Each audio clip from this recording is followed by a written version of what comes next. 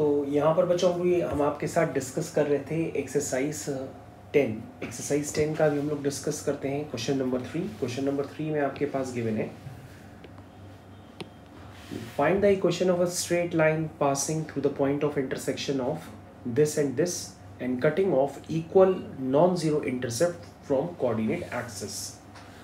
Okay, तो हम लोग यहाँ पर क्या करते हैं बच्चों, सबसे पहले हम फैमिली ऑफ लाइंस की इक्वेशन लिखनी है, क्योंकि सबसे पहले इन दो लाइंस के इंटरसेक्शन पॉइंट से पास होने वाली हज़ारों लाइंस होंगी। अब उन हज़ारों लाइंस में कौन सी लाइन है वो हमको पहचानने के लिए सबसे पहले फैमिली ऑफ लाइन की इक्वेशन लिखनी पड़ेगी। तो फैमिली ऑफ लाइन की इक्वेशन होती है पहली लाइन, ठीक है, प्लस लैम्डा टाइम्स दूसरी लाइन इक्वल टू 0। अब बच्चों x का कोफिशिएंट ले लो तो आएगा 3 + 5 लैम्डा, y का कोफिशिएंट ले लो वो आएगा -4 + लैम्डा, और बच्चों कांस्टेंट है 1 - लैम्डा इज इक्वल टू 0। अब बच्चों सबसे पहले आपके पास पता है कि ये लाइन इक्वल इंटरसेप्ट कट करती है कोऑर्डिनेट एक्सिस पे। तो अगर आप यहाँ पर इंटरसेप्ट फॉर्म वाला कंसेप्ट अगर ध्यान से देखें तो ये इक्वल इंटरसेप्ट का कॉन्सेप्ट यहाँ से आता है, क्योंकि ये बच्चों होता है एक्स एक्सिस इंटरसेप्ट और ये होता है बच्चों वाई एक्सिस इंटरसेप्ट। और अगर ये दोनों सेम है तो आपको समझ में आना चाहिए कि ये पॉइंट होगा a,0 और ये पॉइंट होगा 0,a। और बच्चों अब आपको क्या करना पड़ेगा कि यही लाइन जो है आपकी रिक्वायर्ड लाइन है, और required line equal intercept axis पे कट करती है। तो वो इक्वल इंटरसेप्ट आप कैसे निकालेंगे? कहोगे सर अगर हम x की जगह हम 0 पुट कर देंगे तो सबसे पहले हमारे पास y एक्सिस इंटरसेप्ट आएगा, ठीक है। तो सर सबसे पहले हम y एक्सिस इंटरसेप्ट निकाल लेते हैं x को 0 पुट करके। तो x को 0 पुट करेंगे तो y की वैल्यू आ जाएगी -4 + lambda is equal to lambda -1। इसका मतलब बच्चों y एक्सिस इंटरसेप्ट आएगा लैम्डा -1 अपॉन लैम्डा -4। अब बच्चों में एक बार हम y की जगह 0 पुट करेंगे तो हमारे पास x एक्सिस इंटरसेप्ट आ जाएगा, ठीक है, समझ में आया? तो बच्चों हम y की जगह इसमें 0 पुट कर देते हैं। जैसे ही हम y की जगह 0 पुट करेंगे तो x एक्सिस इंटरसेप्ट आ जाएगा। चलिए बच्चों y की जगह इसमें 0 पुट कर दीजिए। जैसे ही y की जगह 0 पुट करिए जल्दी से पुट करिए, तो आ जाएगा x times 3 + 5 lambda plus 1 - lambda equal to 0, ठीक है। इसको सॉल्व कर लेते हैं बच्चों। तो यहाँ से x की वैल्यू आएगी लैम्डा -1 अपॉन 3 + 5 लैम्डा। अब बच्चों अकॉर्डिंग टू क्वेश्चन जो x एक्सिस इंटरसेप्ट है और जो y एक्सिस इंटरसेप्ट है वो आपस में इक्वल है, तो हम क्या करेंगे, लिखेंगे lambda -1 upon lambda -4 is equal to lambda -1 upon 3 + 5 lambda. ये बच्चों हमने दोनों को इक्वेट कर दिया। अब हम इनको सॉल्व करेंगे, दोनों टर्म्स एक तरफ ले आते हैं। तो ये बच्चों मैं दोनों तरफ एक टर्म ला करके इसको सॉल्व कर रहा हूँ। लैम्डा -1 बच्चों कॉमन है, तो सबसे पहले मैंने कॉमन ले लिया। अब मैं अंदर बाकी बचे हुए टर्म लिखता हूँ। वो एक है लैम्डा -4 और एक है 3 + 5 लैम्डा इज इक्वल टू 0। यहाँ बच्चों लैम्डा -1 आ जाएगा, ब्रैकेट के अंदर आपके पास एलसीएम होगा। एलसीएम में क्या आएगा बच्चों? एलसीएम में आएगा लैम्डा -4 इंटू 3 + 5 लैम्डा। तो बच्चों यहाँ पर आ जाएगा 3 + 5 लैम्डा और ये हो जाएगा -लैम्डा + 4 इज इक्वल टू 0। तो बच्चों डिनोमिनेटर तो चला जाएगा, क्रॉस मल्टीप्लाई होकर 0 में, ऊपर क्या बचेगा 5 lambda - lambda that is 4 lambda, और 4 + 3 कितना हो जाएगा 7 हो जाएगा इक्वल टू 0। तो बच्चों यहाँ से आपके पास लैम्डा आ गया 1 और आ गया -7/4। अब क्या करिए बच्चों, आपकी जो रिक्वायर्ड इक्वेशन है वहाँ पर आप लैम्डा की वैल्यू पुट कर दीजिए। तो मैं रिक्वायर्ड इक्वेशन देख लेता हूँ कहाँ थी।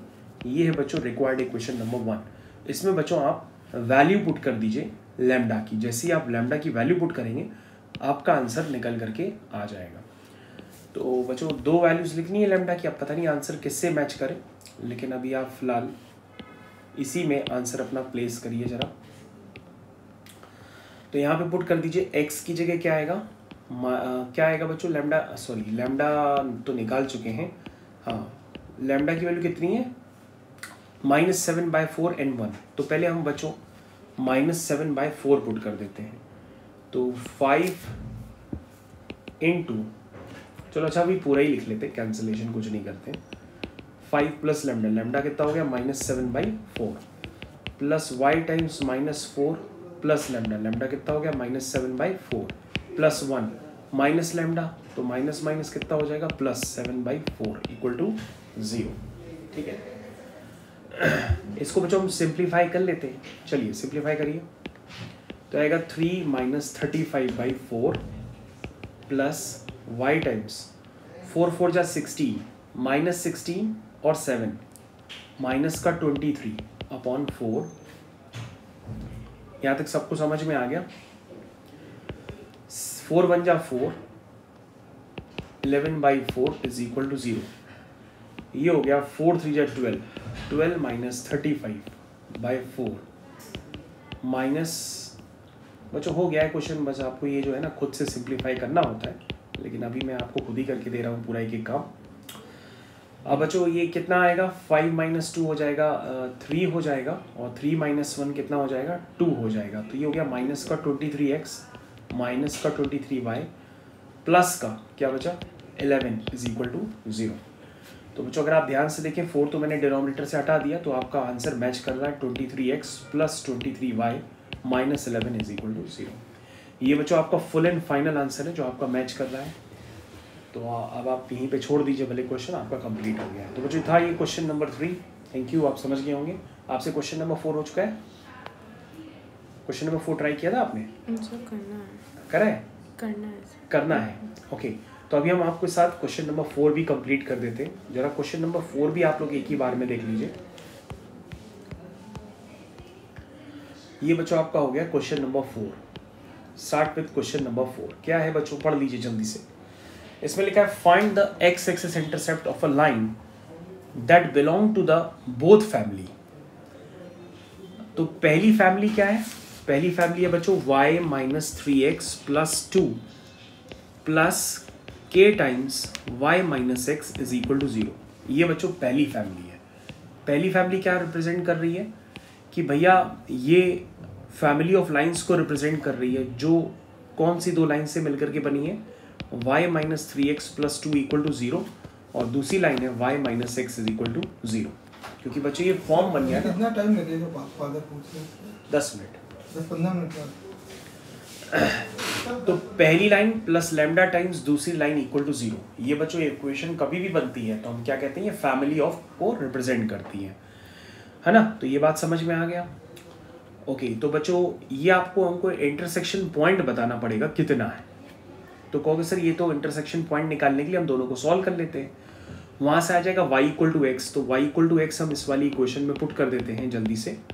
तो यहाँ से आ जाएगा बच्चों -2x plus 2 is equal to 0। That means बच्चों x की वैल्यू आ जाएगी 1। बच्चों x 1 होगा तो y भी 1 होगा, क्योंकि y = x है। तो बच्चों पहला इंटरसेक्शन पॉइंट आ गया। अब बच्चों जो दूसरी फैमिली है, आप अगर उसको भी टारगेट करेंगे तो दूसरी फैमिली भी रिप्रेजेंट करती है फैमिली ऑफ लाइंस को। तो दूसरी फैमिली की इक्वेशन भी मैंने आपको लिख करके दे दी। तो दूसरी फैमिली को कैसे बनी होगी दूसरी फैमिली बच्चों, वो इन दो लाइंस के इंटरसेक्शन पॉइंट से पास हो रही होगी। तो हम जल्दी से इन दो लाइंस को सॉल्व कर लेते हैं। तो एक लाइन है बच्चों x + y - 3 इक्वल टू 0, और दूसरी है क्या थी दूसरी 2y - x, तो -x plus 2y plus 1 is equal to 0। इनको बच्चों सॉल्व कर लीजिए, दोनों इक्वेशंस को आप ऐड कर लीजिए। जैसे ही आप ऐड करेंगे तो ये वाला टर्म इससे कैंसिल हो जाएगा, ठीक है। और y + 2y हो जाएगा 3y, और -3 + 1 हो जाएगा -2 इज इक्वल टू 0। तो y आपका आ जाएगा 2/3।